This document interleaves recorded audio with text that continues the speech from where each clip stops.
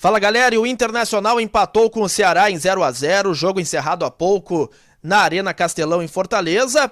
Pelas circunstâncias da partida, eu considero que o Inter ganhou um ponto e não perdeu dois, pois os desfalques do técnico Diego Aguirre eram muitos, pelos mais variados motivos. Suspensão, lesões e também convocações de 3 atletas para as seleções brasileira, peruana e chilena, respectivamente. Vamos agora aqui fazer uma breve análise da partida Ceará 0, Inter 0, agora aqui no canal. Por isso importante, você chega aqui, se inscreve, ativa as notificações, dá aquele like, aquele joinha bacana para o conteúdo subir e viralizar cada vez mais aqui no YouTube, tá certo? Bom, pessoal, para começo de conversa, é inegável que as muitas ausências nesta noite atrapalharam demais o desempenho do time do Internacional. Se não, vejamos: Cuesta suspenso, Edenilson na seleção brasileira, Taison com suspeita de gripe um pouco mais forte, podemos dizer assim, pelo menos é o que falou aí o departamento médico do Inter. Guerreiro na seleção peruana, esse é reserva, mas costuma entrar com frequência. Uma outra alternativa que também sempre ingressa nos jogos. Palácios na seleção chilena.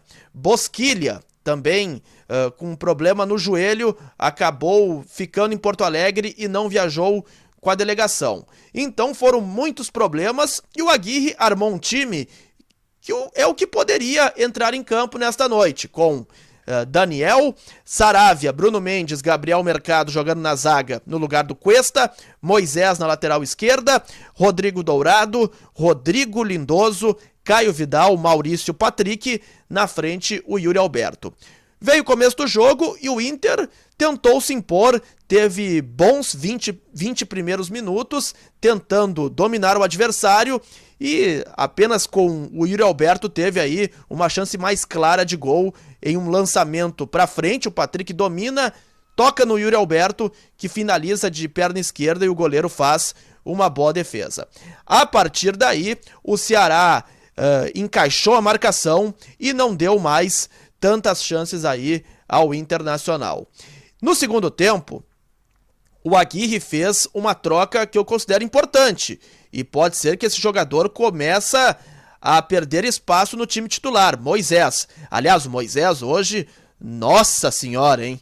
Se no sábado ele jogou bem contra o Atlético Mineiro, hoje, mais uma vez, voltou ao seu padrão de atuações muito ruins e que culminaram aí com 2 escanteios que ele cobra direto para a linha de fundo.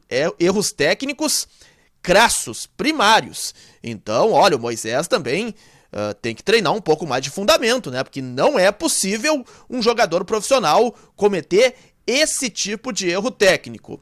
E além do cartão amarelo que ele já havia sofrido na primeira etapa, o Aguirre optou por colocar o Paulo Vitor no seu lugar e aí tirar o Moisés. Uma troca que eu considero acertada. Paulo Vitor teve bons e alguns momentos ruins, titubeantes, mas também entrou no segundo tempo e é um jogador que tem crédito pelas 2 últimas partidas, 2 boas atuações que teve contra Flamengo e Bahia, então acabou aí, teve uma atuação regular. Patrick, bom, o Patrick mais uma vez, eu até acho que ele melhorou um pouco em relação a si mesmo, mas deve muito ao futebol, ele não é nem de perto o grande jogador do Campeonato Brasileiro de 2020. Votado, inclusive, por muitos cronistas como o melhor jogador do Campeonato Brasileiro. Ele está longe, muito longe de ser um jogador hoje com um padrão aceitável de atuações. Ele tem disposição, tem entrega, tem luta, mas tecnicamente está entregando muito pouco. Então, eu penso que o Aguirre também, e tô falando isso há muito tempo, podemos dizer assim. Muitos e muitos anos é bom, né? Muito e muito tempo, melhor dizendo. Patrick vai ter que ir pro banco de reservas do Inter. Tá mais do que na hora. E eu não sei agora com o retorno da torcida se o Aguirre daqui a pouco não vai ceder à pressão e vai colocar de imediato no domingo o Paulo Vitor na lateral esquerda no lugar do Moisés e o Patrick iniciando no banco de reservas. Eu considero muito pouco provável, mas no futebol não dá para se descartar. E também o Inter vem aí de uma sequência de viagens, jogos fora de casa contra Atlético Mineiro e Ceará. Agora, no banco de reservas hoje, muito poucas alternativas do Inter também, né? Pra frente apenas Johnny, que entrou no segundo tempo, Gustavo Maia, o Matheus Cadorini e olhe lá. O Gustavo Maia, eu penso que tinha que ter entrado, melhor dizendo, no lugar do Patrick, na sua função, jogando aberto pela ponta esquerda. Acabou que entrou numa função diferente, na do Caio Vidal, e aí acabou não rendendo muito bem.